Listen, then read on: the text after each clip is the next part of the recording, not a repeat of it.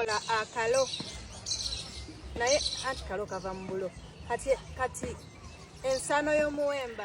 Mukyala Bobi Wine akuyise mu kijjulo munnange omwetabeko esayidi eno. Kakati nno abadde alaga wali munnange engeri gy'agenda munnange ate okufumbiramu munnange ate omwami omukulu Bobi Wine. Munnange ate ensaano agenda kubeera nga munnange ensaano y'omuwemba agenda kubeera nga agigoyamu munnange ate kaposho eside eyo. Naye nno alaze munnange wali processes by processes nno bannange omukyala Baby Kyagulanyi nga balimi omuwemba guno gonna muganda wange. Jjukira nti nno yavaayoko wali n'alaga munnange ekifo awali omuwemba guno gye baagukungula, naye muganda wange ekifo kya mutawaana kyali kinene era nga boogezaawo okulaba kati nno omuwemba guno abadde agwanise wali n'alaga n'ensaano wali engeri gy'abadde akolamu munnange ate ensaano agenda kubeera nga atabikamu ate n'ensaano ya muwogo kwegamba agoye munnange ate wali ekimere akifumbire munnange ate omwami omukulu Bobi Wine. Era nga ku sayidi y'emu akuyise munnange mu kijjulo onaabaayo bannange byonna gye biggweredde mu katambi kansooke nkakuwe ate mu maaso awo nkomewoko. Omugusha gwaffe oba abaganda gwe bayita omuwemba twagwanise wano. Ogwanika walungi nga tewaliwo nga tekuli fuufu, tetwagala tuuka kiseera nga mulimu amayinja, so oyanika wano wokka awalungi. Ojjukira nabagamba luli nti bwe gukala omuwemba buno buvaamu, looza obulaba bwe buli mu kuvaamu. Kati guno gwe muwemba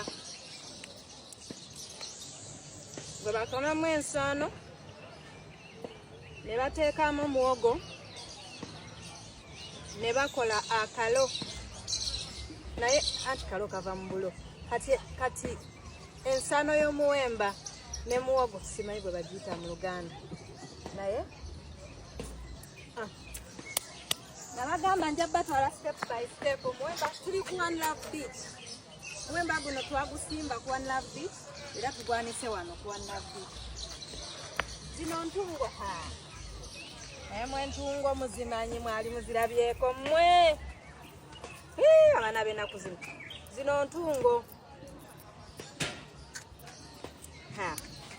Iyo olwaleero taata si yakutte vidiyo yandibadde abannyonnyola. Zino ntungo muziraba sembeza kamera waneeno babulabe ziizo abasinga mugiyita simusimu.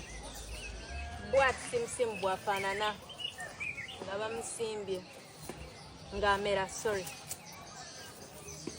ne balyamu buno obusigo. Sitepu eddako tugenda kuggyamu obusigo bw'omuwemba gwaffe, then tukole ensaano, tuteekemu ensaano ya muwogo, then mbagoyere. Nja bayita ssawa ly'okulya ng'etuuse.